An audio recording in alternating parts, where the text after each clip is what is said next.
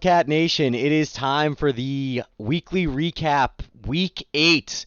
Got a little Halloween energy going. We got Batman and the Grinch. How you doing, Tyrol? Doing fantastic, coming off a huge fucking win this past week. Halloween coming up. Vibes are high. Yeah, big wins all around and some tragic losses for some teams. So let's dive right into it. Match number 1, I was against Aiden, and I think that this was the lowest scoring win that I have had ever. I didn't actually check that. I'll have updated stats next week, but um, tragic losing to you a couple weeks ago. Second highest score, 140 loss. But then you know what? It balances out. You put up half as many points and come away with the win. I'm not gonna lie, sweating it out with Bijan Robinson just not touching the ball. It wasn't any injury stuff beforehand. Frickin' chipped a nail or had a migraine or something, and I don't know. This generation is looking pretty soft. Yeah, dude had a little headache and just couldn't get out there. It is, gotta be honest, cannot see out of this mask at all. Have terrible eyesight. Anyway, yeah, that's a crazy sweat of a win to win by 3 and be almost both of you guys sub 70. Yeah, But and Johnny T looking pretty good for you. I know you he, waited on that. I So was being three crunching the and four, but numbers. getting Johnny Taylor back is huge. He had 27% of my scoring was just Jonathan That's Taylor. Like he was that's really crazy my stuff. team. It's nothing from Bijan and Jordan Love outscoring Herbert. It's like, whew. And Derrick Henry and T Higgins on bye. Those are my second and third round picks, so gotta feel good about that one. All right, That's a into good game win for number you. 2. VJ dominating Paul, and VJ's team gets a lot of crap, but I still think just Mahomes and McCaffrey, pretty good one too. It's a huge one too, and I mean, you got those two guys that are gonna put up what 41 and 20. I mean, you can almost consistently count on almost 50 points a night from those two guys. 20 and 30, 25, 25. In some capacity, they're gonna get you at 50. And he just needs to plug and play some pieces around it. And Sandals at Guantanamo Bay moving to 5 and 2 is pretty crazy, to be honest. So I know he's upset, but this is probably like I know he's had some years. Maybe he was like 7-0. I think he had a 7-0 year at one point, but I'd have to do some digging. But 5-2 is a really good record, and he's been talking. He's been so down on himself, and it's just pretty wild to see like 127 just talking about how his team is just decimated. Like 127 is a big fucking week. Yeah, and I mean, you get into the playoffs and you just have 3 weeks in a row where Mahomes and McCaffrey play well and certainly dangerous. Yeah, tough loss for Paul too. I thought Paul was kind of rolling, and to see him at 2-5 is tough because I think he's having a better year than that. But see if he can pick it up. Moving on to game number 3, you and Sean, a very critical one, keeping Sean down at 5-2 from running away with the 1 seed. And man, your boys are just coming to play week in and week out.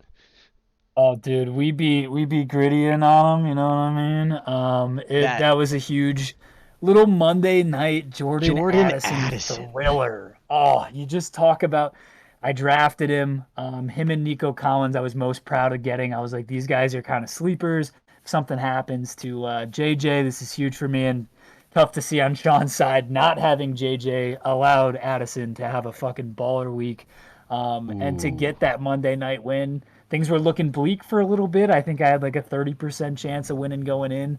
And as soon as he got the first touchdown, I was like, "So you're telling me there's a chance?" And he got another one, and that pretty much fucking sealed it. So big win for me having Jamar Chase on bye.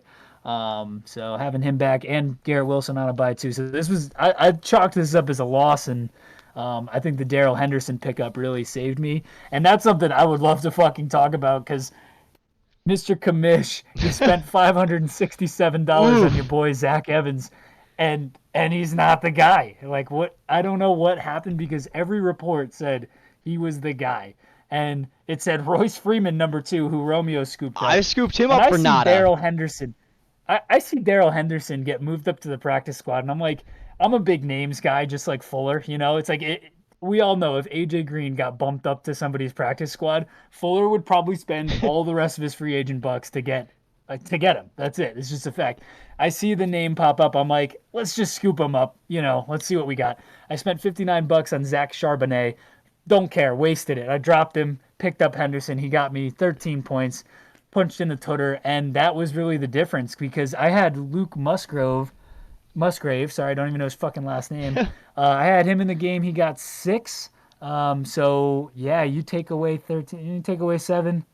I guess I still win, but it would have been a lot tighter if I had played Luke Musgraves instead of Daryl Henderson. So Yeah, big win. Boys I are mean, buzzing. you got Henderson for a little free 99 and Kamish out there spending 567. And it was funny on that Jordan Addison and Justin Jefferson point, and that it's the Vikings. I think in my entire fantasy career, the most scarring week I have ever had. I was up against Travis, can't beat Travis, and I've got Happy freaking birthday, Dalvin Trav. Cook, the stud, the first round pick, and he is injured. And who does Travis have? That's when I learned what a handcuff was because Madison drops 32 points on me, and I'm like, fuck, those are all Cook's points. And I'm sure Sean is there thinking that, ooh, 27 for Jordan Addison. You know that Justin Jefferson is getting a lot of that workload if he's there. So, scarring loss for Sean, and you had again, great win beating Sean with a bye week. A lot of guys on bye, Yeah. so great win. Managers managing, dude. We love to see it.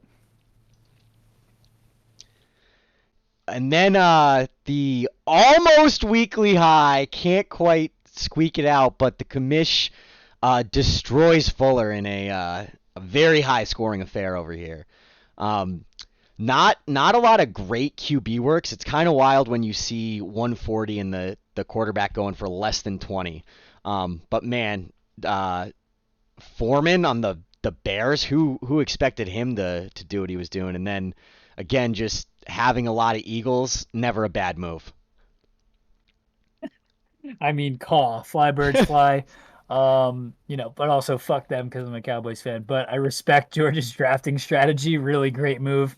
Having the three, I mean, he's got the big three. He's obviously missing Jalen Hurts, but he's got the 3 best position players on the Eagles. And it's going to get him 109, between 100 and 110, right? And then he picks up Deontay Foreman. He fucking balls for 3 tutters. And that I mean, Fuller could not have played it any better. He What got about the kicker 110. though? George has not broken 109, right? And so he should have won on paper. Did And Fuller Deontay not Foreman pickup just gets it done. did Fuller not play a kicker? Oh no, he did, and they just dropped Brett Maher, however the fuck you Just say his mid name. They game? just dropped him. Can you click on him? Is he? Fuller said he's the number 4 kicker, Position rank kicker. Like, 4. yeah, Yeah, that's crazy. But they dropped him. I don't know what happened. He's a in former which he Cowboy missed at one 2 point. crucial field goals, both from over 50 yards. Yikes. So they just booted him. They're like, see They ya. just said, fuck it. Tough life The for 4th Bob. best kicker in terms of point value. Yeah. Crazy. Like, I guess I'm surprised. Can you not drop him and then pick someone up on the, like, Monday night? Or I guess, because he's a free agent, right? So he didn't technically play. Well, I don't. Did he not play in that game at all? I'm No, looking. he It played. doesn't He only have, got like, one a point. score. I don't know. It's very interesting. No, but he got 1 point. He got 1 point. But like, yeah, I mean, if he hits a couple of kicks, it's different. Oh, he But did get now a point. Fuller's got to drop him for sure. I don't know if he already did. I'd have to check. So, yeah, very, very interesting, but good win for Kamish. And Barry's team, after that Tyreek Hill trade, his team has been absolutely firing. And kind of talking about VJ having the Mahomes, Kittle, or Mahomes McCaffrey 1-2 punch. The Josh Allen, Tyreek Hill, Travis Kelsey is just a 3-headed monster. Like, those 3 could probably go for 100 any week. And they, Yeah, I mean, you have the best quarterback, the best wide receiver, and the best tight end. I don't know if they're actually all the best in terms of points, but those are the 3 fucking guys. position rank 1, position rank 1, position rank 1. So That's crazy. Like, I mean, you got 3, the tight end 1, wide receiver 1, and QB 1. That's crazy. I mean, and Alvin Kamara, I should have done a deep dive, but if we look at his point value since he's been back, I wonder what he's averaging because he scored 23 points this week, and he didn't score a touchdown, I don't believe. It was all just yards from scrimmage, receiving yards in the flat. Like, he just put up a casual 23 with no tutters. Yeah, and Barry's been stashing Tajay Spears, and I mean, it seems like Derrick Henry is going to be on the move somewhere, and when he moves, he is in right to step up and get all of that Henry volume. So, Yeah, this yeah, team and is he looks. looking very Tiaje Spears scary. looks really good too. Yeah, he does. And Trav, yeah, Trav put up a good fight, all things considered, but yeah, tough week against Barry. Tough week against. I mean, I think Barry's Allen's boys. If we were to redo the ranks just from even last week, I think he's got an A rating, and I think Sean and I are kind of bumped down to the A minus. Like he's looking like the clear best team in my Yeah, opinion. I would agree. Um, yeah, I would 100% agree on that. It's kind of separated a little bit. And then Bellis and Billy in a battle, and I'm looking at Bellis's team with all those buys, and I'm like, man, the schedule can be brutal at times. But Bellis eking it out, and this was a very important win for Bellis, staying in that 3-4 group because the way the standings are shaping out to be, there are 5 teams at 5-1 that are or 5-2 that are all looking very poised to make the playoffs. Who is the 1 seed versus who doesn't get the bye? Yet to be seen, but there's kind of me, Fuller, Bellis. We're all kind of trying to jump in on that last spot, and so getting a win here, Fuller losing, the league is really separated where you're either at 2-5, 3-4, or you're at 5-2, and one of those 3-4 teams is gonna sneak into that final spot. So hopefully it'll be me. But Bellis' team, I mean, I think we've said it before, but it really does go kind of as the Rams go. Actually didn't have a crazy week, still getting the win. Lamar Jackson 40 points. That'll do it. that'll do it. And Billy's team just really Eckler kind of underwhelming performance. Well, Josh Kelly kind of stole the show. I know he had one touchdown because I had the Eckler anytime, and I see somebody running, and I'm like, "Yo, is that Eckler?" And then I'm like, I see 25. I'm like, "Fuck Josh Kelly, dude." Josh Kelly stinks. When it was just his show, when Eckler was injured the last 4 weeks, Josh Kelly didn't do shit. He Right? didn't do shit. And now Eckler's back, and Josh Kelly's like, "Yeah, let me just get for a couple tutters." Well, I think he just got one, but yeah, I don't know. This is tough for Bill's team because Zach Moss is now obviously, I mean, he's splitting the backfield with Johnny T, but I think Johnny T is looking like he's got that spot back. Um, and then, if Eckler can't put up 15 to 20, it's going to be tough for him moving forward. So Khalil Herbert's been injured too. And, I don't know what's going on with the Bears backfield because Deontay Foreman, did he just steal the spot with 3 tutters? I don't know. You still got Roshan Johnson too. He's solid. Um, so I don't know, man. A lot of question marks going on with Bill's team right now. Yeah, we'll have to see if those trades end up being worth it in the end. All right, moving on to next week. So starting off, I am up against Bellis, and we are Bellis maybe made some moves and is separated a little bit, but this is a very important matchup. I think there's again 3 teams that are at 3-4, me, Bellis, and Fuller. So someone here is gonna win and be at 4-4, and someone here is going to lose and be looking on the outside in at 3-5. So very critical matchup. It is looking like Bellis kind of is projected to dominate, but very interesting matchup is the Rams at Dallas. I'm thinking of going the Cowboys D, and if they shut down the Rams, we're gonna be getting the points on the Cowboys defense, and Bellis is gonna be losing points on Cooper Kupp and Puka Nakua. So that's a very, very critical game for me this week. Yeah, that's a good take, and that's the analytics of Batman over there, just incredible. Always just looking for that little niche of like, I think the Cowboys win that game. We'll get to that as we get to a little parlay action later, and it seems like Romeo's on the same page there. So Cowboys D, yeah, it's going to come down to that. Let's see if Adam Thielen can keep cooking for Carolina. He's been putting up some numbers and. It's so interesting, just the Cooper Cup Puka Nakua, man. I don't know, Right? but we'll see. I mean, it's been working for It's Bellis. been He's working. projected 125, so it's gonna be a good one. All right, next matchup, another very critical one. It's looking like both VJ and Sean will be making the playoffs, but being the 1 or 2 seed gets you that bye, and man, it is peace of mind not having to worry about a win, even when you're projected super high and it's an easy win. You never know in fantasy. So again, a very critical matchup, and the point spread 1.7 right now. So this might also be one of the games to watch. I think it pretty much comes down to, I mean, you can again, you count on 50 points from Patty Mahomes and McCaffrey. If Latavius Murray punches one in, he occasionally steals them at the goal line from James Cook. If he Yeah. punches one in, that might be VJ's ticket to a dub. But this is going to be a good one. Yeah, very interesting in that if these guys meet again in the playoffs, Sean has Mostert and VJ has Archan on the bench or Archan on the bench. Right. So could be very interesting. A lot of studs on IR right now. So good match and could be a Yep. potential future good one in the playoffs. Facts. Next match, Paul and Fuller, and I've rode with Paul a lot this year. I've put some shotguns on him. I think he's got a good team, and again, he's just gonna kind of gotten unlucky with the schedule. I'm hoping Paul's team pulls one out here. Again, kind of got to root against Fuller and Bellis at this point. Try to get above. So if Paul can steal one here, that would be huge for me. Yeah. First of all, maybe I missed it, but did Paul shotgun? I do not know. I shotgunned I, and posted. I think we've gotten confirmation there, but yeah, Paul might still it's be just in the unlike hole, it's just unlike Paul. It's unlike right? him. I've never seen it. I've never seen spit on the hand. He shook it with commish. I feel like he was ready to roll, and you had people sponsoring.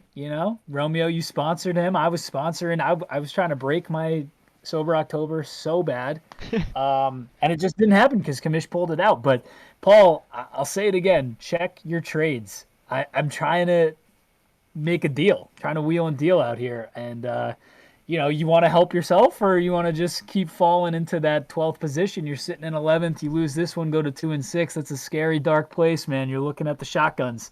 I know you don't want that, but you owe a shotgun. Check your trades. Good luck this week. Fuck Johnny Sins.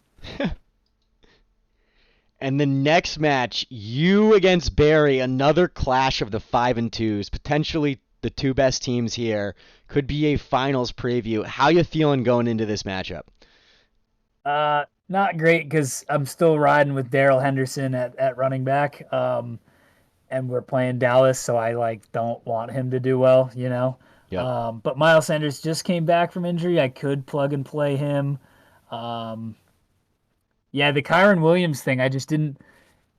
I feel like I was so loaded with running backs to start the year, especially after that Kyron pickup, and then it's like trading away James Conner, kind of like, I don't know. I just felt like I was indestructible, dude. Hmm. But I feel like Miles Sanders is kind of lost out to Chuba Hubbard, so I'm kind of wary to throw him in against Houston's stout D. So we're going with Daryl Henderson. I don't fucking know. I mean, I guess if the Rams are gonna score, I want it to be him. But yeah, this is just gonna be a tough week. I don't know. I feel like Barry's team is looking dialed the fuck in, and if I pull it out, that's amazing. But he's looking like the favorite here. Yeah, I think that you're definitely right in that Barry's like top, what is it, 11 guys are absolute beasts. But you start looking at his bench, and again, like Tajay Spears is kind of, if Derrick Henry's out, it's a no question play him. But if Derrick Henry's still there, there's really no world where you play him. Like Barry doesn't have a lot of decisions to make. It's you start your Right. studs, you bench your not studs. With you have so much depth where it's like, do you play Jordan Addison? Do you play Nico I do. Collins? Do you play Miles Sanders? And tough Well, decisions to make, so but this is my thing is I am trying guys, I am trying to acquire a running back. I've got some guys, Nico Collison, Addison, Garrett Wilson. I got some options. So I sent something to Paul. If you guys are interested, I am willing to engage in some trade talks because what am I going to do? Bench Jamar Chase or Devontae Adams? No. So I can only use one of those guys in the flex. true. So unless some crazy injury happens, I've got 1 to 2 guys to deal. I'm looking for a running back. Help me out, brothers. Maybe let's chat after this. Hey, let's chat. Let's chat. I All need some right. horses in the stable.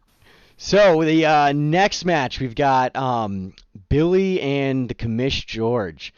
And I know Billy's 2-5 and not doing so, and I think we've said some similar things about Paul's team. But you look at his team, and it looks like it can produce. And low week last week.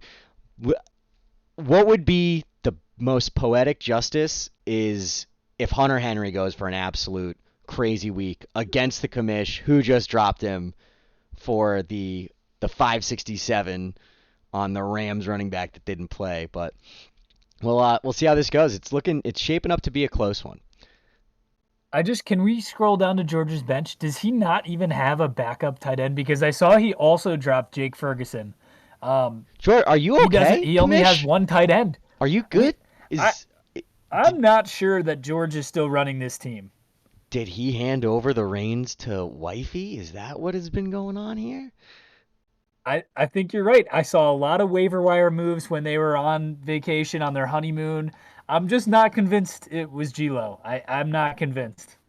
Yeah, we need to see a Gronk pickup to know that it really is him. That's facts. George, if you're there, pick up Gronkowski. And the final matchup, we've got two guys in the cellar, which again, this might look like a not important one, but this has very big punishment implications. 2-5 teams. Like if you're looking at the schedule, and if you're Aiden or Trav, and you're like, I have to go up against Barry, just chalk up the L. You're looking in the mirror. This is a winnable game. So, this is just a good slate of matchups this week. Really, very critical fantasy week. Yeah. Yeah, it's a must win for both guys. I don't know what the rest of their schedule looks like, but you lose this one, you start having nightmares that you're going to be shotgunning for the month of January. You know what I mean? Yeah, Yeah. yeah. And I'm looking, and it looks Although, like although you know what though, Trav has a. Does Trav play you again? I don't think so. I think I only play Uh, Trav once, and I have a weird thing where Fuller and I don't play until week like 11, but we play twice. oh, that's what it was. I was thinking Trav had an easy win with you one more time, but Yeah, it's true. True. Trav can just pencil in the win. I think 1-7 against Trav career. So, well, that oh, and the final part of the rundown, we have a oh, spicy pause. I am so sorry. Can you go back to your game for a second? me and Aiden. Yeah, I totally forgot that Aiden is feeling a lot like Michael Dombrowski, Oh, former social studies teacher, now works at Granby High School, thinks that he's an AD, is not. He does coach soccer now. I've got confirmation on that. Michael Dombrowski, the true short Napoleonic king. This man used to teach his class and he would throw out historical facts. And Ed Jamerson tells this story. He threw out some fucking fact, and Ed's looking around the room and he's just like, that's not true. And this motherfucker was just, I don't know how he had a teaching lesson. This dude was just like saying random shit. It wasn't true. So feeling a lot like Michael Dombrowski. Nice score, though, for the morgue. A little 69 for the dead. 69 works, alive or dead, dude. Good the times. Lord. So shout out to Michael Dombrowski. Dude, it's funny that you mentioned Dombrowski because we had a math debacle about a percentage, and he was just wrong on the math, so I'm with you on the facts. And I was on some social media. I'm like, "Oh, Mary Klein got married." And the first thing that came to my mind was that Dombrowski wanted DraftKings Vegas odds on Sean McMahon and Mary Klein ending up together at some point in time. So, I'm like, "Well, you kind of missed that one, Dombrowski, but Aiden is in fact feeling like Michael Dombrowski." All right, It's and getting amazing. into the DraftKings over here, we have an absolutely spicy parlay. We haven't hit yet, so we're mixing up our methodology a little bit. Now we got the Dolphins Patriots money line. Dolphins are 9.5 point favorites. We've got the Eagles money line. They are 6.5 point favorites against the Commanders. We've got the Dallas money line, also 6.5 point favorites. We've got the Chiefs money line. They're 7.5. They're 7 point favorites against the Broncos. Broncos haven't won since I don't know, since LeBron James entered the league.